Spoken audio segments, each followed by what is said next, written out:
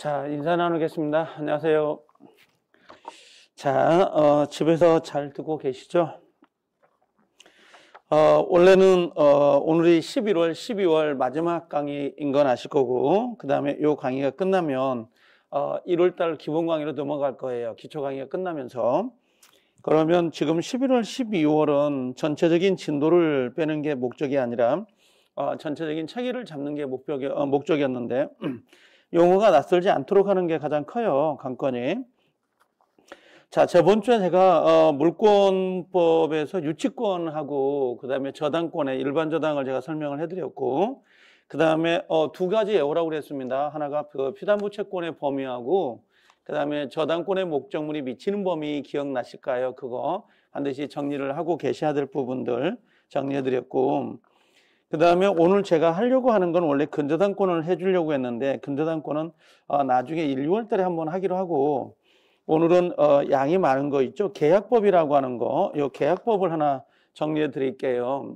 왜 그러냐면 만약에 11월, 12월에 계약법을 안 건드리고 넘어가면 감각이 좀 떨어지거든요. 그래서 1, 2월 달을 대비해서 이 계약법까지 제가 정리를 좀 하려고 해요. 근데 계약법은 전체적으로 나갈 수는 없어요. 양이 워낙 많기 때문에. 그래서 거기서 중요 테마라고 하는 거 있죠. 최대한 나갈 수 있을 점은 나갈 수 있으려고 노력을 해요. 그러면 우리가 보통 계약법 그러면 이게 한 10문제가 배정이 되거든요. 10문제가 41번부터 쭉 해서 우리가 달려오면 65번 정도가 갈 때가 계약법이에요. 65번이. 그래서 여기가 65번 문제부터 해가지고 74번까지인데 여기까지가 계약법이에요. 10문제가 배정이 되기 때문에. 그러면 전체적으로 보면 지금 민법 총칙이 10문제, 그다음에 물권법이 14문제, 그다음에 계약법이 10문제가 정리가 되고요. 그다음에 3, 4월 달에 들어갈 때 특별법을 한번 할 거예요. 그 특별법이 우리가 15% 내에서 내게 돼 있거든요. 그래서 6문제. 여러분들 아마 그 부동산 학개론에서 그 감정평가 이론이 15% 내라고 돼 있잖아요. 거기도 6문제 이렇게 이내로 내게 돼 있는 것처럼 시행규칙이 정해져 있습니다. 그러면 계약법인데 실제 계약법은 우리 민법 총칙 물권 계약 특별법 중에서 그래도 그나마 가장 쉬운 게 계약법이에요. 계약법인데 좀 아쉬운 건 뭐냐면 계약법은 지문이 좀 길다는 거고, 그리고 지금 65번 정도 오면 우리가 보통 학개론을 먼저 풀잖아요. 풀고 여기쯤 오면 머리가 좀 뭐라 할까요? 붕 뜬다고 할까요? 좀 집중력도 좀 떨어지기도 하고요. 빨리 끝냈으면 좋겠다. 그 생각이 드는 타이밍이 요 고비예요. 그래서 계약법이 실질적으로 쉬우면서도 불구하고 정신줄을 놓아버리면 좀 애매하게 답이 잘 안 보일 때가 되는 게 이 계약법이에요. 그게 좀 염려스럽지. 실질적으로 문제 자체는 우리가 보통 시험 끝나고 나와서 내가 이걸 왜 틀렸지 하는 부분이 보통 계약법들이에요. 거의 대부분들이. 그래서 계약법은 조금만 침착을 하고 접근하면 아마 충분하지 않을까 생각은 들어요. 자, 우리가 계약법 그러면 원래 계약법은 총론하고 강론이 정해져 있거든요. 근데 총론, 강론하고 되어 있는데 우리가 총론이라고 하는 부분하고 그 다음에 강론이라는 부분이 두 개로 나눠져요. 이렇게. 총론은 이 강론이 몇 가지가 있는데, 강론은 뭐냐면 우리 지금 현재 민법이 시행되고 있는 우리 민법 체계에 법전에 규정된 계약들이 있어요. 법전. 이걸 우리가 전형계약이라 그래요. 전형. 만약에 법전에 규정이 안 돼 있다면 이걸 안이비자를 써가지고 비전형계약 이렇게 표현해요. 비전형계약 같은 경우는 뭐가 있을까요? 우리가 예를 들면 택배 같은 거 있잖아요. 운송 같은 거 할 때 그런 거라든지 아니면 집에서 우리가 정수기 같은 거 있죠. 렌탈해서 쓰는 거 있죠. 이런 것들은 시대가 변하면서 새로운 형태의 계약들이 나타나는 것들이에요. 지금요. 나타나는 게 그런 것들이고, 예전에 우리가 58년도에 민법을 만들고 60년에 시행이 될 때 그때부터 민법전에 규정된 계약의 종류가 14개가 있다가 작년, 재작년이죠. 여행계약이라는 게 들어와가지고 총 15개 계약이 됐어요. 그걸 우리가 전형계약이다. 이름 있는 계약이다. 그래서 유명계약 그렇게 불러요. 그래서 근데 이 중에서 우리는 중개사와 관련된 부분만 시험에 배정이 되기 때문에 보통 매매 계약하고요. 매매 계약. 그 다음에 교환 계약이라는 게 있어요. 물물 교환, 교환 계약. 그 다음에 여기 임대차 계약이다라고 하는 계약이 있죠. 이렇게. 그래서 매매 계약, 그 다음에 교환 계약, 그 다음에 임대차 계약해서 총 요 세 가지를 중심으로 해서 문제가 배정이 된다고 보시면 되는데요. 강론 부분은 대략적으로 5문제 정도 계산하고 가시면 돼요. 5문제. 그 다음에 총론 부분은 뭐냐면 이 강론에 속해 있는 공통점이 있을 거 아니냐. 그 공통점을 모아놓은 게 총론이에요. 왜 그러냐면 여기도 보면 계약이란 말 나오고 여기도 계약 나오잖아요. 그럼 계약이 뭔지는 알아야 될 거고 또 계약의 종류는 뭐가 있을 것이며 계약이 성립되려면 어떤 조건을 갖춰야 되느냐. 그런 공통점들을 모아놓은 게 총론 부분이 돼요. 그래서 총론에 보통 대략적인 목차는 이 목차 외우라는 건 아니에요. 첫 번째는 계약의 서설이라고 해서 계약의 의의라든지 또는 계약 자유 원칙이라는 게 있어요. 계약 자유 원칙. 약관에 관한 내용들을 쭉 설명하는 게 여기 부분이고 두 번째는 계약의 종류라고 하는 게 있거든요. 원래 이 계약의 종류가 문제가 배정되긴 해요. 한 6개 지문만 알면 되는데요. 저는 이 계약의 종류를 1월 달에 이야기를 할 겁니다. 근데 지금 계약의 종류는 신경 안 써도 돼요. 제가 지금 11월 달, 12월 달에 지금 이야기를 하고 있는 내용들은 반드시 시험에 나오는 부분이고 한 번에 끝나는 게 아니라 한 2번 정도 덧칠해야 되는데 그걸 11월, 12월에 좀 뭘 모를 때 그냥 한 번 돌려놓고 어감을 좀 느낀 다음에 1, 2월 달에 가서 좀 더 하자. 그런 주의거든요. 지금 쉬운 걸 하는 게 아니라 지금 제가 11월, 12월 강의했던 내용들은 약간 좀 까다롭고 어려운 부분들이에요. 근데 한 번 들으면 바로 아는 내용이 아니라 1, 2월 달에 한 번 덧칠해야 되거든요. 그래서 일부러 덧칠하기 전에 밑그림 작업을 하고 있는 부분들이 있는 부분들이에요. 근데 계약의 종류 같은 경우는 쉬워요. 한 번 들으면 금방 알거든요. 그래서 이런 거 신경 안 써도 1월 달에 가면 충분히 따라오시니까 지금은 어려운 부분이죠. 약간 까다로운 부분들. 근데 반드시 시험에 나오는 부분들이 있습니다. 그 부분을 지금 건들고 있는 거니까. 그 다음에 세 번째는 뭐가 있냐면 계약의 성립이라는 게 있는데요. 우리 시험은 반드시 계약의 성립에다가 한 문제를 배정을 해요. 반드시 배정을 합니다. 올해도 배정이 됐고. 그 다음에 네 번째로는 계약이 성립되면 계약이 성립이 됐잖아요. 그럼 계약은 어떤 효력을 갖느냐. 그 효력의 부분이 나오고요. 그 다음에 다섯 번째는 계약이 소멸이 될 수도 있겠죠. 그래서 계약에 우리가 뭐라고 하냐면 해제라고 하는 부분이 있어요. 해지하고 들어오는 부분인데요. 여기도 문제수로는 5문제 정도를 계산하고 가시면 돼요. 그래서 총 10문제 정도가 배정이 된다. 이렇게 생각을 하시면 될 것 같아요. 자, 그 중에서 우리가 요걸 해볼게요. 민법 총칙에 가면 법률행위라는 종류가 나오죠. 법률행위 종류에 혹시 기억날까요? 단독행위가 있었고 그 다음에 계약이 있었는데 단독행위는 일방적 의사에 따라 효과가 발생이 된다. 하나의 의사표시만 있어도 효과가 발생이 되는데 상대방에게 도달해야만 효과가 발생되는 상대방 있는 단독행위가 있고 아니다. 상대방에 도달하지 않더라도 효과가 발생이 되는 경우가 있는데 상대방 없는 단독행위가 있어요. 상대방 있는 단독행위의 가장 대표적인 게 우리가 알고 있는 취소권이라든지 또는 해제권이라든지 우리가 추인한다라고 하는 거죠. 추후에 인정한다. 이런 것들은 상대방 있는 단독행위가 될 수 있고 상대방 없는 단독행위는 유언 같은 거 있죠. 유언, 유증 같은 거나 소유권의 포기 같은 경우는 상대방 없는 단독행위가 된다 그랬어요. 그래서 하나의 의사표시로 효과가 발생되는 이 단독행위가 있고요. 그 다음에 또 하나는 2개의 의사가 대립되다가 합일점을 찾아서 이루어지는 법률행위가 있는데 이를 우리가 계약이다 이렇게 이야기를 해요. 그래서 우리가 지금 여러분들 교과서로는 계약법 해가지고 들어와 있는데요. 여러분들 414페이지 한번 봐볼래요? 414페이지 보면 계약의 총론이다라고 하는 부분이 나올 거예요. 계약의 총론. 그래놓고 계약의 의의가 뭡니까? 라고 해서 제1절 계약법의 서설 나오죠. 그런데 이 계약법의 서설 부분에 대해서는 저는 X로 갖다 놔요. 여기는 아예 X 이렇게 쳐놓으세요. 여러분들 집에 가서도 집에서도 이걸 잊지 마시라는 겁니다. 이 기본 교과서가 600페이지가 넘습니다. 이 데코레이션이 너무 많거든요.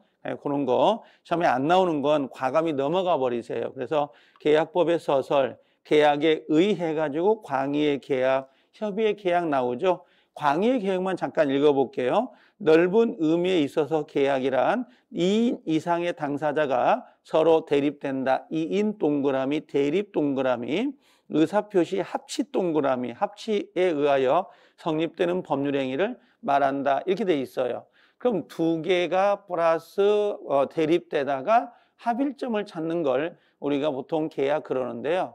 여러분들 시장에 넘어가면 시장 재래시장 같은 데 가보면 할머니들이 가끔 이렇게 바구니에다가 뭐 콩나물이든 아니면 상추든 뭔가 또 뭐가 있나 우리가 뭐 이렇게 부추라든지 이렇게 담아가지고 이렇게 잘라가지고 박스로 뭐 2,000원 이렇게 써져 있는 경우 보이잖아요.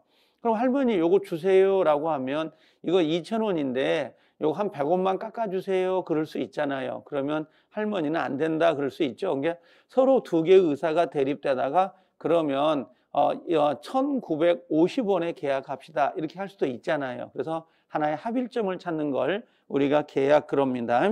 그래서 광의 계약, 뭐 협의 계약 나눌 필요 없고요. 그다음 박스 2번 밑에 보니까 자유계약, 계약 자유 원칙이란 말 나오잖아요. 맞아요. 계약은 계약 자유 원칙이 있어요. 그럼 여기서 질문 하나. 계약법은 전체적으로 의무 규정일까요? 강행 규정일까요? 예, 전부 다 의무 규정이에요. 95%가 의무 규정인데요.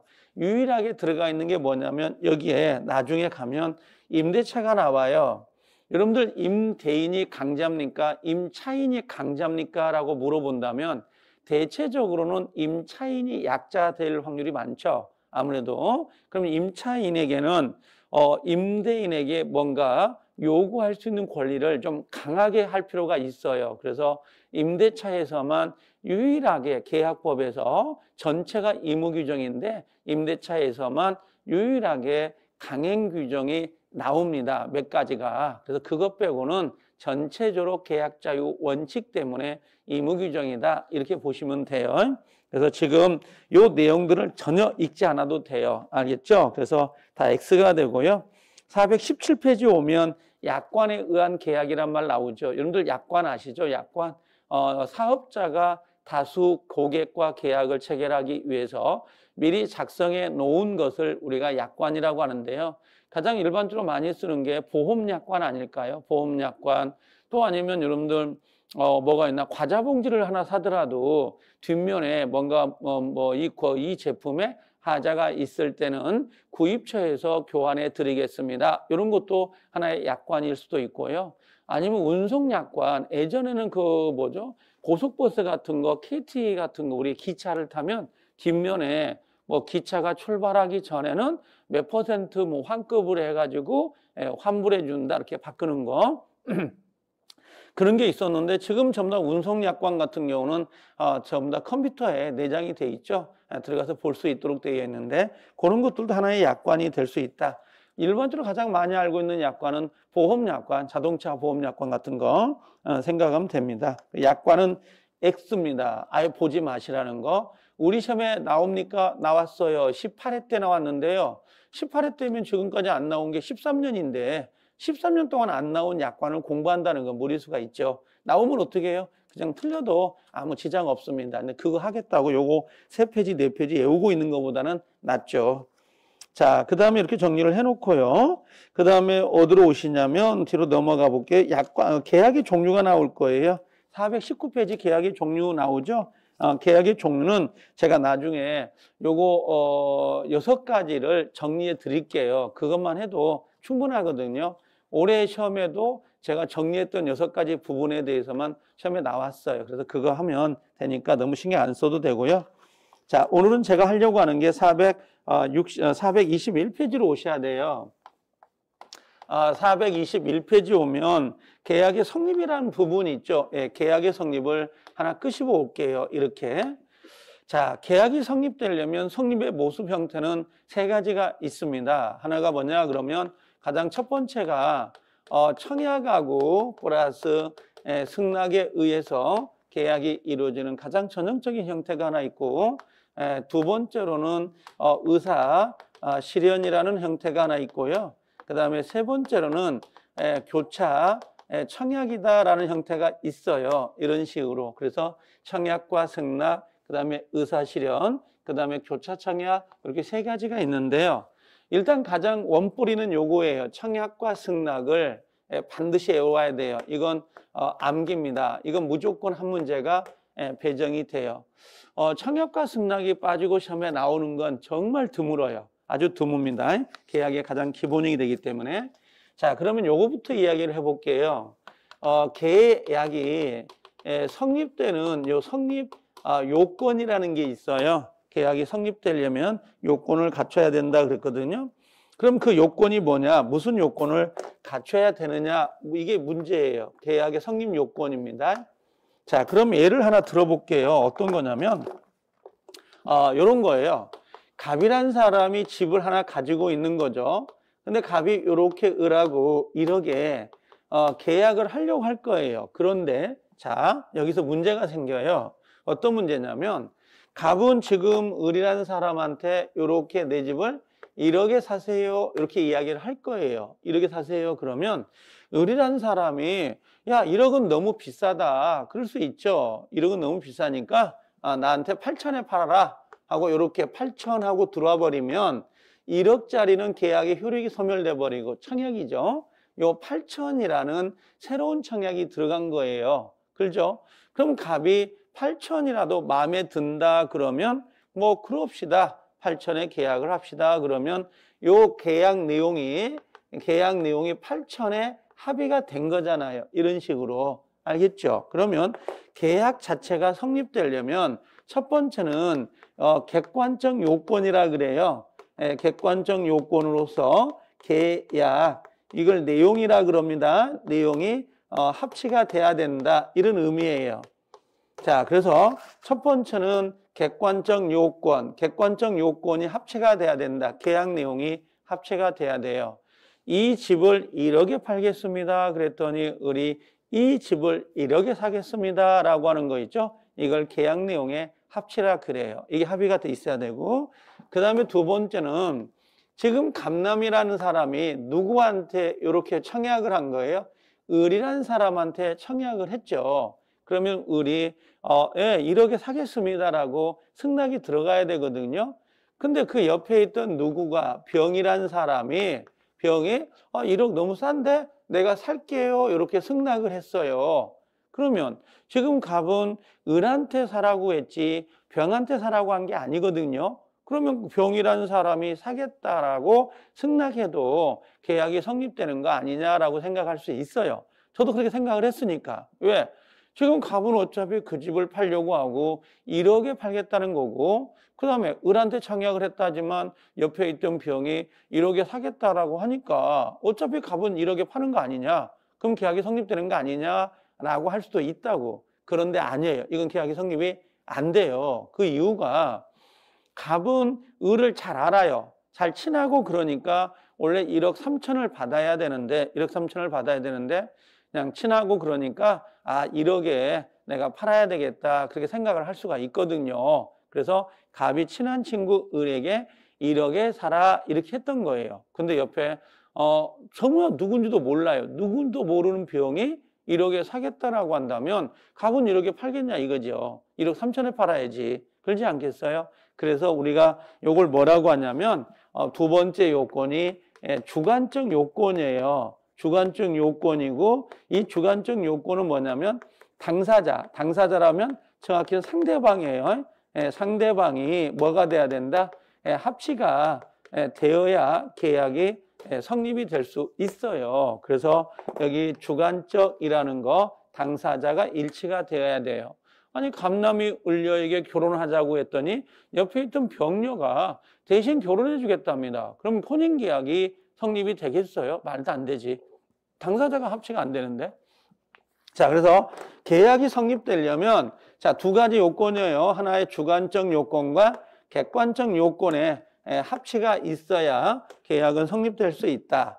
만약에 요 둘 중에 누군가 하나가 어긋나잖아요. 그걸 우리가 뭐라고 하냐면 불합이라 그래요. 불합이. 합의가 안 됐다. 그럼 합의가 안 됐으면 자, 우리가 알고 있는 무효라든지 또는 취소라든지 또는 착오라는 개념이 나올 수 있냐고 물어봐요. 이런 건 나와야 안 나와요? 나오면 안 되지. 그렇죠? 왜? 아니, 계약 자체가 성립이 안 됐는데, 계약이 성립이 안 됐는데 무효다, 취소다, 착오란 개념이 나오면 안 됩니다. 이런 의미예요. 나올 수가 없다. 자, 그럼 거기 421페이지를 참조를 하세요. 421페이지. 자, 청약과 승낙에 의한 성립해놓고 밑에 하단부에 계약이 성립되려면 당사자의 서로 대립하는 의사표시인 청약과 승낙의 합치, 즉 합의가 있어야만 한다. 이런 합의가 있기 위해서는 객관적 동그라미, 주관적 동그라미가 있어야 돼요. 객관적 그럼 생각나야 돼. 아, 계약 내용, 내용이 일치가 돼야 된다. 주관적 그러면 당사자가 일치가 되어야 된다. 이런 식으로. 자, 밑에 양가로 1번의 객관적 동그라미요. 수기의 의사표시가 내용적으로 합치하여야 한다라고 되어 있고요. 자, 넘겨볼게요.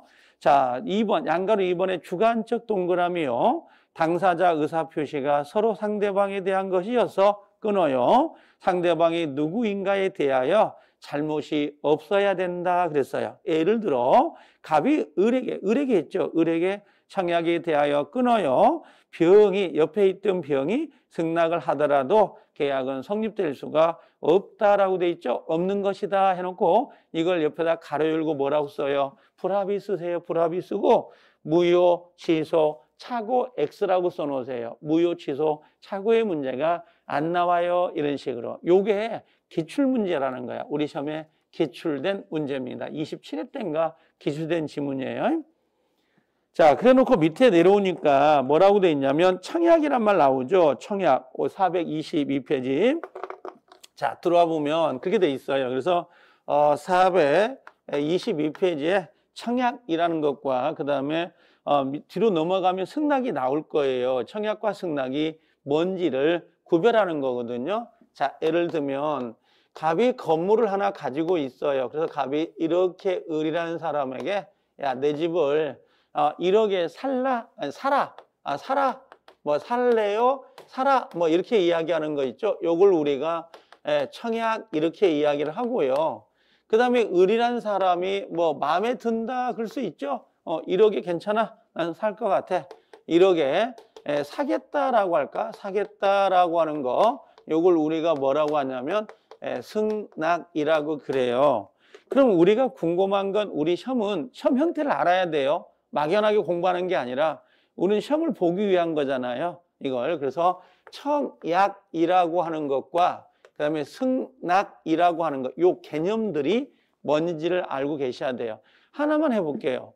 청약이 있다고 해서 계약이 성립되는 건 아니죠. 청약 플러스 뭐가 있어야 돼요? 요 플러스 해가지고 요 두 개가 합치가 되어야 돼요. 그래야 계약이 성립됐다 이렇게 이야기를 한단 말이에요. 이거 두 개가 합치가 되어야 요 두 개가 합의가 되어야 계약이 성립되는 거지. 뭐 청약만 있다고 계약이 성립돼요. 그러면 안 된다고. 청약과 승낙이 합의가 돼야 된다. 그러면 우리가 궁금한 건 그거예요. 야, 청약이 뭔데? 승낙이 뭔데? 지금 이걸 물어보는 거야. 그래서 우리 시험은 이런 전형적인 문제가 이런 형태예요. 다음 중 청약과 승낙에 관한 설명 중 옳은 거, 틀린 거 해가지고 요것과 요 내용을 섞어요. 섞어가지고 문제를 내는 스타일이 가장 기본 스타일이에요. 그래서 그 스타일을 알고 계셔야 되는데요. 자, 청약이라는 것과 그 다음에 요 승낙이라고 하는 거 있죠. 승낙의 내용을 좀 정리할 필요가 있는데요. 저는 이걸 기격화 시켰어요. 그냥 기격화 시켜가지고 그걸 외워버리니까 외우고 난 다음에 책을 보니까 그게 보이더라고요. 핵심들이. 그래서 책을 먼저 하기 전에 청약이 뭐예요? 이렇게 물어보면 저는 이거예요. 청약이 뭐예요? 그러면 여러분들 청약은 매수제이잖아요. 이 집 팔래요? 이 집 살래요? 1억에 이 물건 살래요? 여러분들 청약의 가장 대표적인 게 그 커피 자판기거든요.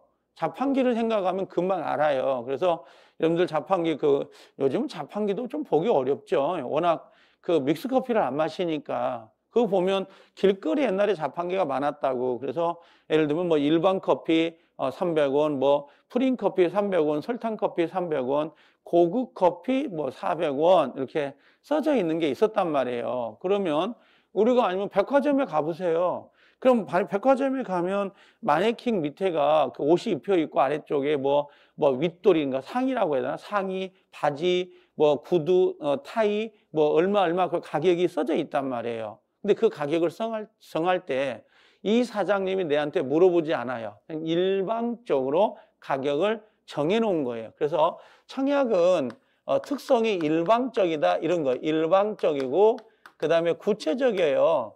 왜? 밀크 커피, 설탕 커피, 프린 커피 이렇게 딱딱딱 구체적. 윗돌이, 아랫돌이, 상의, 하의, 조끼 이렇게 구체적으로 정해져 있잖아요. 구체적. 그다음에 이걸 우리가 확정적이다라고 하는 건데요. 확정이 뭐냐면 백화점에 가다가 뭐라고 그래? 아, 이거 옷 주세요. 나 이거 사겠어요. 이 가격에. 이게 그러면 승낙을 해버린 거거든요. 즉 청약은 승낙만 있으면 계약이 성립될 정도로 무르익어 있어야 돼요. 알겠죠? 이게 우리가 청약이라 그래요. 이게 확정인데요. 이것과 좀 다른 게 뭐냐면 청약의 유인인데요. 우리 시험에 청약의 유인을 물어본 적은 없어요. 이건 없는 것 같아요. 제 기억 속에. 근데 청약의 유인을 알면 좋은데 이 유인이란 말이 뭐냐? 유인은 꼬여낸다, 꿰어낸다, 꼬신다 이러는 게 유인이거든요. 그러니까 유인은 청약을 해 오도록 해 주는 거. 우리가 아파트 분양 같은 거 하잖아요. 그럼 수업 끝나고 집에 가는데 예를 들면 회사 퇴근하고 집에 가는데 지하철 입구에서 무슨 이렇게 팜플렛을 나눠줘요. 봤더니 우리 아파트 분양 광고더라고. 그럼 분양 광고는 청약의 유인이라 그래요. 확정된 게 아니거든요.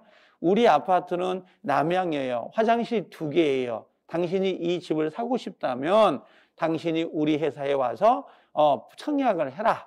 이렇게 이야기를 해요. 그러면 그 광고지를 받은 사람이 고민하다가 분양회사에 가서 요 아파트 주세요. 내가 사겠습니다. 이게 청약이에요. 그러면 아까 그 청약에 유인을 했던 분양회사는 승낙자가 되는 거예요. 앞뒤가 바뀌는 거거든요. 요건 어떤 거냐면 이걸 우리가 뭐라고 하냐면 이걸 불확정이라 그래요. 불확정이다 이렇게 이야기를 해요. 그래서 아파트를 분양하거나 상가 요 분양 광고 같은 거 이런 것들을 우리가 청약의 유인이라고 보시면 돼요. 어떤 거냐면 여러분들 버스 타려고 대중교통 같은 게 앉아 있잖아요. 요즘은 뭐 코로나 때문에 난리긴 난리죠. 이게 버스 타고 다니고 위험하고 그러니까. 근데 정류장에 이렇게 서 있다고. 서 있는 게 버스 기사가 봤을 때는 이분이 여기 버스를 기다리고 타려고 하는갑다 생각하고 차를 대요. 버스를 대고 기사님이 문을 열어주잖아요. 그걸 청약이라 그래요. 그럼 내가 정류장에 서 있는 건 청약의 유인. 그 다음에 버스 기사님이 문을 열어주는 건 청약. 그럼 내가 타면서 패스포드를 찍은 건 요건 뭐예요? 승낙. 이런 개념이에요. 여러분들 그 재래시장에 가면 아까 바구니에다 상추에다가 상추를 넣어놓고 그죠? 그 옆에가 가격이 써져 있어. 2,000원. 요건 청약이에요. 깎아달라면 안 깎아줘요. 덤으로 더 주지. 근데 만약에 바구니가 있긴 한데 가끔 할머니가 물도 뿌리죠. 스프레이로. 뒤집기도 하고 약간 번쩍번쩍 빛나게 하면서 가격표가 없어. 이건 청약의 유인이에요.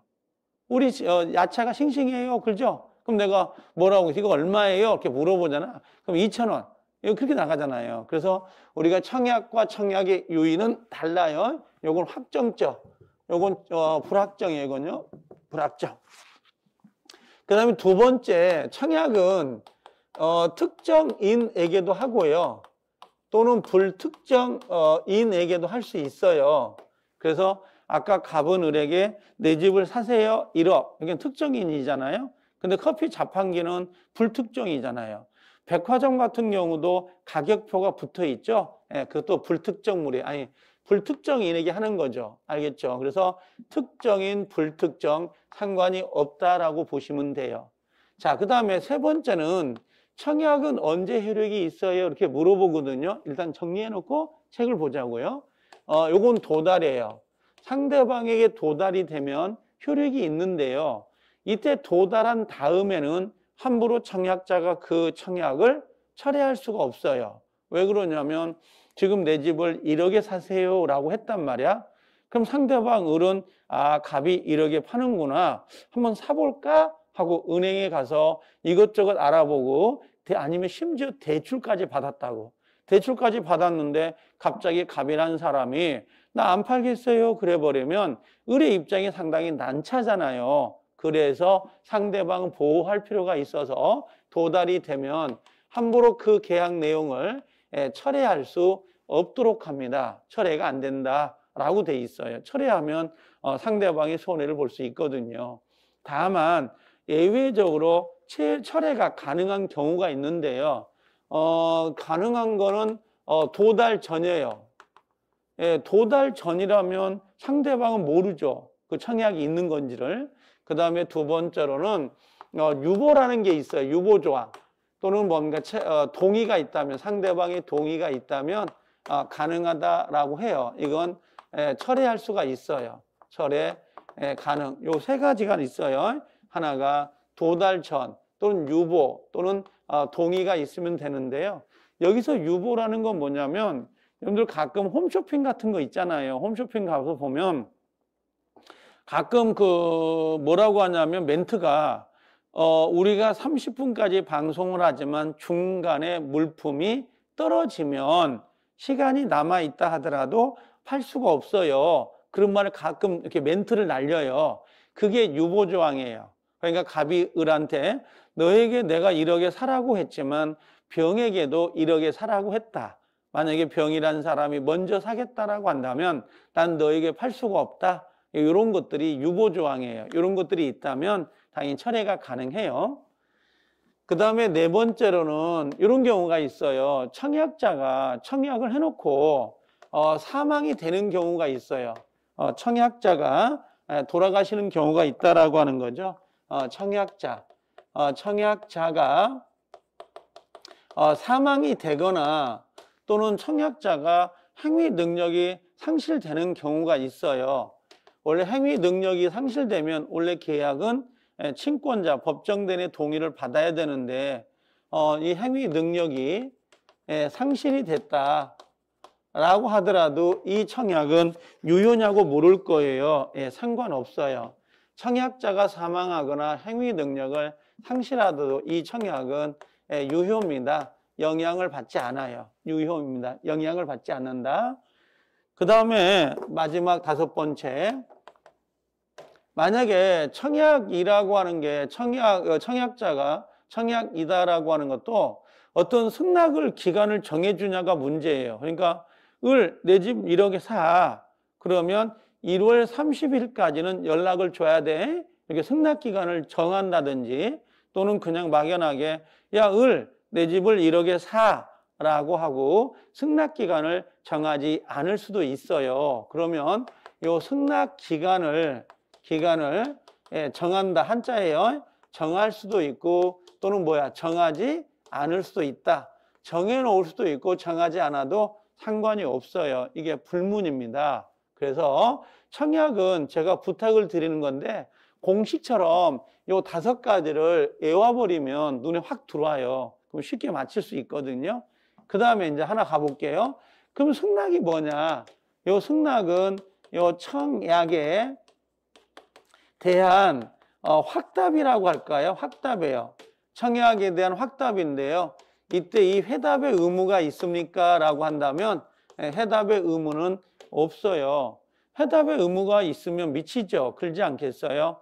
백화점은 가면 마네킹 옷이 입혀있는데 가격표, 정찰가가 붙어 있으니까 청약이잖아요. 그럼 회답의 의무가 있으면 마네킹 앞을 지날 때마다 안 산다고 해야 돼. 안 사. 회답의 의무가 있다면. 그럼 미치는 거 아니에요? 그래서 청약에 대한 요 회답의 의무는 없다라는 거. 해답의 의무는 없고요. 그 다음에 두 번째, 얘는 특정인에게만 가능해요. 불특정인이다라고 하는 거 있죠? 예, 불특정인에게는 안 돼요. 왜? 청약을 한 사람에게만 승낙을 하는 것이지, 불특정인에게 어떻게 승낙을 하겠어요? 이건요. 그 다음에 세 번째는 얘도 도달주의가 원칙이에요. 도달주의가 원칙인데 이때 조심해야 될 게 하나가 있네요. 그게 어떤 거냐면, 자, 격지자가 있어요. 격지자 간의 승낙은 발신주의입니다. 이렇게 이야기를 해요. 자, 요건 예외인데요. 요걸 우리가 나중에 외울 때 요 격자라 그래요. 격자 하나 띄고 요 승낙, 요 발자를 하나 띄어요. 그러면 이걸 붙이면 어떻게 되는 거예요? 이게 격승발 이렇게 되겠죠? 그래서 격승발 외우는데요. 격지자간이다라고 하는 건 뭐냐면 우리가 그 거리상의 격지를 말하는 게 아니에요. 그러니까 제주도에 있는 사람하고 서울에 있는 사람이 거리로 보면 격지지만 이게 전화 통화를 해. 아침마다 전화 통화를 하면 이건 대화자라 그래요. 이건 격지가 아니에요. 근데 만약에 종로에 있는 사람이 여기 강남에 있는 사람한테 편지를 보내요. 편지를. 그럼 거리적으로는 20분밖에 안 걸리지만 편지를 보내면 하루 이틀 소비될 거 아니에요. 그런 걸 격지라 그래요. 그래서 격지라는 의미는 어떤 거리상의 문제가 아니라 시간상의 문제다라고 보시면 돼요. 그래서 미국에 있는 사람하고 내가 전화를 통화하고 있다면 대화자가 되는 것이지 격지자라고 할 수는 없어요. 그래서 격지자 간의 승낙입니다. 청약 말고 승낙은 발신주의, 도달주의가 아니라 발신주의를 따라가요. 요거 하나 기억하셔야 되고, 하나만 더 써볼게요. 그럼 격지자 간에 여긴 청약이라고 할까? 청약은 도달주의예요. 도달주의. 그래서 요거 승낙하고 청약이 달라요. 그래서 격청도 그러면 돼요. 이건 격지자 간의 청약은 도달주의다. 격청도. 근데 요 격승발이 중요해요. 격승발은 꼭 외우셔야 됩니다. 요건 외워놔야 돼. 제 경험 속에 시험에 나왔던 내용들이에요. 한 번은 박스로 담아서 기억을 하셔야 됩니다. 이건. 그 다음에 마지막 네 번째는 뭐가 있냐면, 만약에 승낙을 했잖아요. 여기 청약을 1억짜리라고 했잖아요. 근데 승낙을 할 때에 그걸 변경을 가해요. 변경. 야, 1억은 너무 비싸. 8천 하고 변경을 가하거나 아니면 조건을 붙이는 거예요. 조건을. 조건이란 건 뭐냐면, 그래, 당신이 청약한 대로 1억에 사겠는데 매매 계약 비용은 네가 모두 부담해. 그럼 내가 1억에 살게. 그럼 계약 내용은 1억과 1억이 합치가 되지만 여기다가 매매 계약 비용을 갑이 부담하게 조건을 붙인 거잖아요. 원래 계약 비용은 균분하여 똑같이 동등하게 부담하거든요. 절반씩. 근데 을이라는 사람이 승낙을 할 때 네가 계약 비용을 모두 부담한다면 내가 1억에 사겠다라고 하는 것은 일종의 조건을 붙인 거예요. 그러면 여기처럼 변경을 가하거나 조건을 붙였다면 이걸 어떻게 해요? 그랬더니 이건 새로운 청약으로 봐요. 새로운 청약이다 이렇게 봅니다. 새로운 청약 이런 식으로. 새로운 청약이니까 계약은 일단 성립이 안 되죠. 그러나 기존 청약자가 8천이더라도 괜찮다라고 생각을 하면 승낙을 한다면 계약은 성립될 수는 있어요. 일단 얘가 뭐라고 해서 1억이라고 했잖아요. 그러면 얘가 8천이라고 불렀다고. 8천. 그럼 1억은 없어지고 8천이라는 새로운 청약이 나온 거잖아요. 그때 갑이 8천도 괜찮다라고 이야기한다면 계약은 이루어질 수가 있다. 이렇게 보시면 되네요. 그 다음에 마지막 다섯 번째는 요건 나중에 설명을 제가 할게요. 지금 받아들일 수는 없어요. 이게 뭐냐면 연착이라 그래. 연착의 승낙이라고 합니다. 연착의 승낙. 그럼 연착의 승낙은 역시 계약은 성립이 돼야 안 돼요. 계약은 성립이 안 되거든요. 이게 뭐냐면 갑이 청약을 할 때 그랬나 봐요. 야, 10월 31일까지는 승낙을 해주세요. 30일로 해야 되지, 이제. 30일, 시험 보는 날. 10월 31일까지는 승낙을 해주세요. 라고 갑이 청약을 할 때 이야기를 했다고. 근데 이상하게 승낙서가 이날 도달한 거예요. 11월 1일 날. 그러면 늦게 도달한 거잖아. 이걸 연착이라 그래요. 연착. 그럼 연착은 계약이 성립되겠어요? 안 되겠어요? 일단 안 돼요. 일단 안 되고 단지 새로운 청약이 돼서 계약이 성립되는 경우는 있을 수 있어도 일단은 계약은 안 됩니다. 네, 그래서 자, 지금은 이 정도 해볼까요? 청약의 5가지, 그 다음에 승낙의 5가지 있죠? 요거 카메라 잡아가지고 요걸 한번 정리는 꼭 하셔야 돼요. 제가 맞서북에다가 넣어놓습니다. 넣어놓긴 했습니다만 요걸 넣어놨으니까 요걸 하나 정리를 해서 보셔야 되고요. 자, 교과서 한번 봐볼까요? 그러면 이제 422페이지 한번 와봐요. 422페이지 오면 청약이라고 하는 게 먼저 들어와 있거든요. 청약하고 들어와 있습니다. 422페이지. 자, 거기 보면 자, 의 봐봐요. 의. 청약은 승낙과 결합하여 일정한 계약을 성립시킬 것을 목적으로 하는 일방적 동그라미요. 일방적. 그 다음에 확정적 동그라미요. 확정적 의사표시로 법률 사실이다. 법률 사실은 알갱이. 자, 계약이 성립되기 위한 법률 요건인 청약은 끊어요. 그에 응하는 승낙만 있으면 끊어요. 그 계약이 성립되는 구체적 동그라미, 확정적 동그라미, 의사표시이어야 하므로 끊고요. 청약은 계약의 내용을 결정할 수 있을 정도의 사항을 포함시키는 것이 필요하다 그랬어요. 그래서 일방적이다, 구체적이다, 확정적이다 라고 하는 거고요. 그 다음에 양가로 2번의 청약의 성질과 요건인데요. 청약은 하나의 의사표시다라고 되어 있고, 자, 밑으로 내려와요. 동그라미 2번. 청약은 상대방 있는 동그라미, 의사표시이지만 끊어요.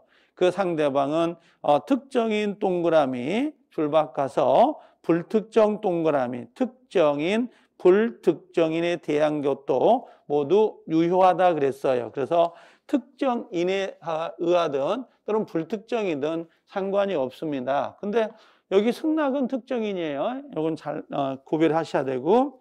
자, 올라가면 3번에 청약의 유인이란 말 보이죠? 유인은 꼬셔낸다, 깨어낸다라고 보시면 돼요. 그래서 요건 우리 시험에 나온 적은 없는데요. 자, 청약의 유인이란 타인을 꿰어내요. 자기에게 청약을 하게 하려는 행위를 말하며 청약과 구별된다. 청약은 확정적이지만 청약의 유인은 불확정이다라고 보시면 돼요. 그래서 여기 구인 광고, 물품 판매 광고, 상품 목록을 이렇게 배부하는 거 있죠? 우리가 여러분들 금요일 날이나 토요일 날 같은데 아파트 단지 내에다가 이렇게 뭘 붙이죠? 광고지, 짜장면, 이렇게 광고지를 붙이잖아요. 그게 전부 다 청약의 유인입니다. 그러나, 자, 거기 자동 판매기 있죠? 우리 커피 자판기. 그 다음에 정찰가가 붙어 있는 거 동그라미. 정찰가, 백화점에 가면 가격표가 붙어 있는 것들 있죠? 이런 것들은 전부 다 청약으로 보아야 된다라고 되어 있습니다. 자, 밑으로 양가로 2번.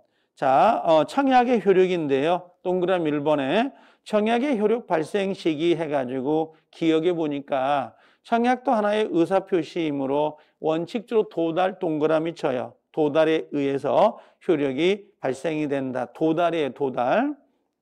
도달이라는 걸 잊어먹으면 안 되고요. 자, 니은번도 역시 옆에다가 별표시 하나, 니은번.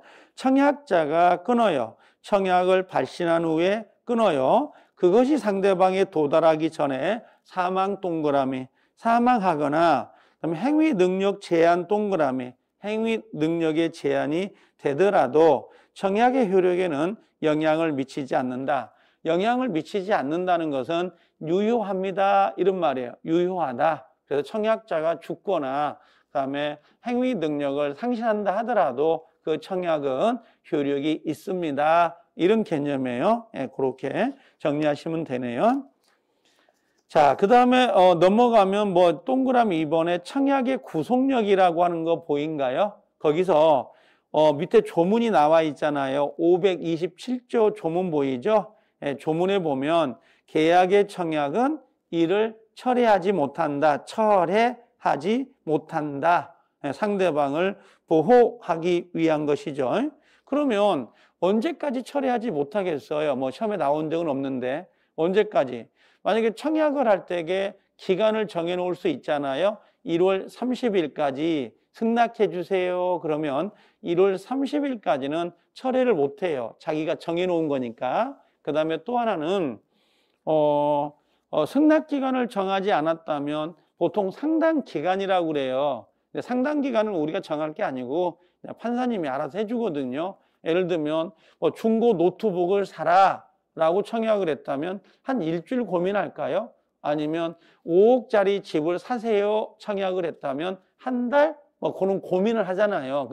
그 고민들을 우리가 보통 상당 기간 이렇게 정하는데 이 상당 기간 동안 철회할 수가 없어요. 자, 다시 청약은 철회하지 못한다. 언제까지? 기간이 정해져 있다면 기간까지.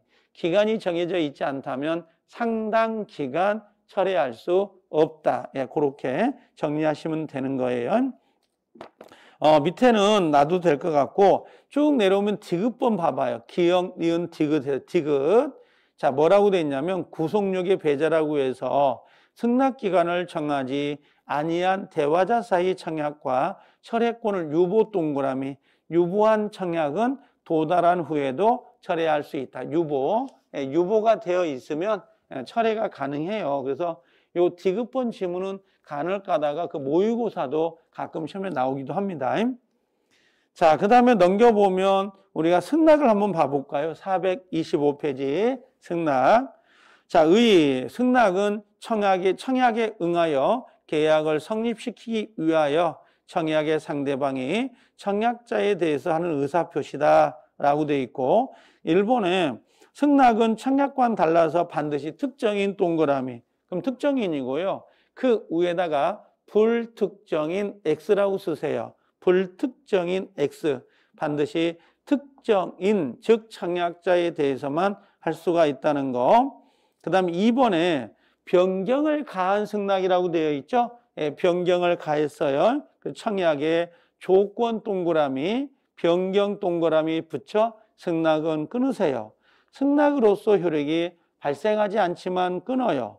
자, 이러한 승낙을 청약의 거절과 함께 새로운 청약 동그라미, 새로운 청약으로 한 것으로 보아야 된다라고 되어 있어요. 자, 그 다음에 세 번째, 승낙의 자유. 청약의 상대방은 청약을 받은 사실로부터 아무런 의무를 부담하지 않아요. 해답의 의무가 없다는 말이에요. 그래서 승낙 여부는 그의 자유이며 청약에 대해서 해답할 의무를 지지 않는다라고 되어 있습니다. 해답의 의무가 없다는 거. 자, 그 다음에 넘겨보면 426페이지에 연착된 승낙이라고 해서 두 가지가 있어요. 연착은. 근데 아직은 하나만 알면 돼요. 하나만. 그 밑에 통상적인 연착이란 말 보이죠? 늦게 보내서 늦게 도달한 거. 그래서 530조에 제2조의 경우에 연착된 승낙은 청약자가 이를 새 청약으로 볼 수 있다라고 해서 새 청약 동그라미요. 새 청약으로 볼 수 있다. 늦게 보내서 늦게 도달이 된 거잖아요. 늦게 보내서. 그럼 요건 계약은 성립이 안 되겠죠. 단지 뭐예요? 연착된 승낙으로서 그냥 새로운 청약이다. 이렇게 보고 있다라고 보시면 돼요. 자, 그렇게 보시면 되고, 그 다음에 427페이지 오면 계약의 그 성립 시기가 나올 거예요. 대화자가 나오고 2번, 동그라미 2번에 격지자 간의 승낙이라는 거 보여요? 그 531조 나오죠. 그 531조가 상당히 중요한 조문이에요. 자, 531조 읽을게요. 격지자 간의 계약은 격자 동그라미, 격자. 승낙의 통지 승자 동그라미, 승낙의 통지를 발송할 때 발자 동그라미, 발송할 때 성립된다. 옆에다가 요걸 써놔야죠. 격승발. 격승발. 격지자간의 승낙은 발신주의다. 격승발, 격승발 하고요. 그 다음에 옆 밑에다가 격청도, 격청도. 격지자간의 청약은 도달주의예요. 승낙하고 청약이 달라요. 이 두 가지. 아주 응용이 잘합니다. 이거 잘 나오니까 체크하셔야 돼요. 격승발 요거 하나 정도만 체크하시면 될 것 같아요. 격승발 이 정도 정리하면 되는데요. 일단은 교과서에다가 치중하지 마시고 제가 지금 여기 써놓은 거 있죠. 요 써놓은 거 요 5가지잖아요. 총 10가지밖에 안 돼요. 이 10가지만 여러분들이 구별을 해 주십사 하고 부탁을 드릴게요.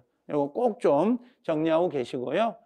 자, 아까 계약이 성립되려면 뭐가 있어야 돼? 두 가지 조건. 하나가 뭐예요? 객관적 요건. 두 번째요. 주관적 요건. 객관적은 뭐라고 했어요? 계약 내용이 일치해야 되고, 주관적은 뭐예요? 상대방이 일치가 되어야 계약이 성립될 수 있다.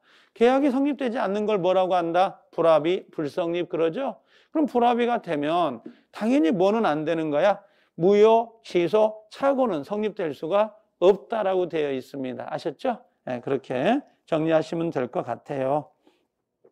자, 그 다음에 429페이지 요거 마저 하고 실까요? 요걸 할 계획은 없는데 그래도 알고 가면 좋을 것 같아요. 요 두 가지 아예 정리해 버릴게요. 이게 뭐냐면 자, 여기 보니까 우리 교과서 몇 페이지냐면 429페이지네요.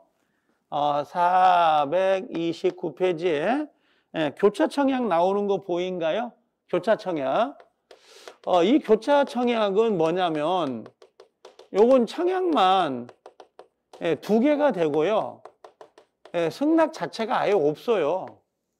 이거 예전에 우리가 그 찌찌뽕이라는 거 기억나요? 게임 같은 거. 우연찮게 같은 말이 나와가지고 꼬집는 게임 같은 거 있잖아요. 그러니까 갑이 을한테 내 집을 1억에 사라 라고 청약을 했고 청약이 날아가고 있어요. 근데 을이 그걸 몰라요. 그걸 을이 모르고 을도 요 을이 갑한테 야 당신 집 마음에 드는데 내한테 1억에 팔래? 1억에 팔래? 하고 또 청약을 한 거예요. 그러면 지금 청약이 2개죠. 얘도 청약이고 얘도 청약이잖아요. 근데 내용이 일치가 돼. 내용이 일치가 되고 상대방이 일치가 되잖아요. 그럼 굳이 승낙이라는 게 필요 없죠. 어차피 주관적, 객관적이 일치가 되니까. 그럼 계약은 언제 성립돼요? 그랬더니 갑과 을의 청약이 동시에 도달되면 되는데 다르게 도달될 수가 있거든요. 이 시에.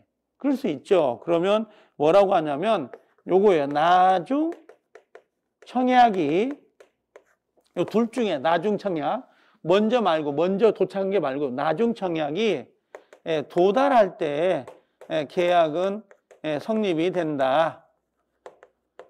그래서 시험은 예를 내요. 요건요. 그래서 시험을 낼 때 나중인지 도달인지 요거 조심하세요. 요것만 조심하면 돼요. 교차 청약의 개념을 이해하고 요것만 기억하면 되는데요. 자, 의 한번 봐볼게요. 429페이지 의. 자, 교차 청약이란 당사자가 우연히 같은 내용 동그라미, 같은 내용, 동일 내용. 시험장에 가면 같은 내용이 안 나오고 동일한 내용, 동일 내용의 청약을 서로 행하는 경우를 말한다. 이렇게 돼 있어요. 그러니까 요건 언제 계약이 그럼 성립돼요? 그러면 옆에다가 나중 청약이 도달할 때 이렇게 생각을 하시면 되고요. 자, 그래서 요것만 시험이에요. 나중 청약 도달, 나중 청약 도달. 요것만 하나 기억하시면 되는데요. 자, 이렇게 집어넣고 여기다가 나중 청약이 도달할 때입니다. 자, 그 다음에 의사실현이에요. 의사실현은 어떤 거냐면 여러분들 유료 주차장에다가 차를 파킹하고 2시간 놀다가 오면 요금 내죠. 2시간 동안 요금을 낸단 말이야. 그런데 이제 다시 나는 여기가 유료 주차장인지를 몰랐어요. 모르고 차를 파킹하고 한 2시간 놀다가 왔는데 주차 요금을 달라는 거야.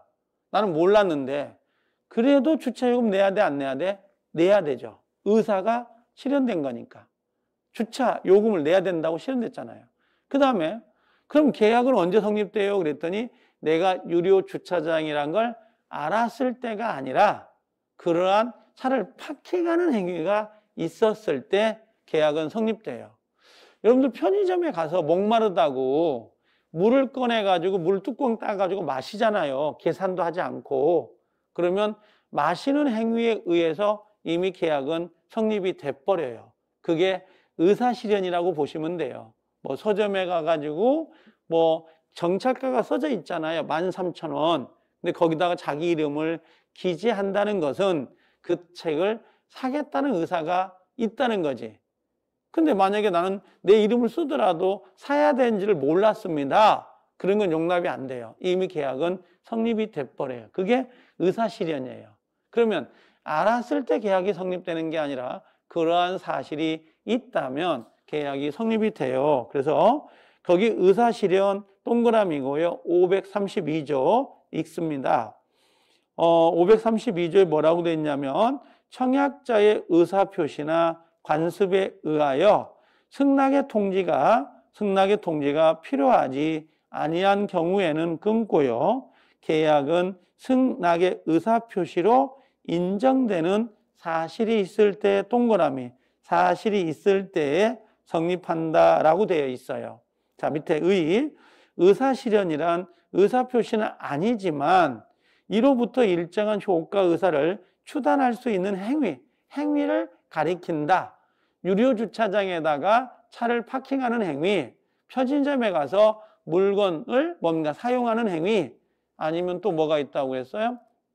서점에 가서 자기 이름을 기재하는 거, 예를 들어 청약과 함께 송부된 물품을 소비하거나 처분하였다면 그로부터 승낙의 효과 의사를 추단할 수 있으므로 승낙이라는 명시적 의사 표시가 없다 하더라도 계약은 성립이 된다.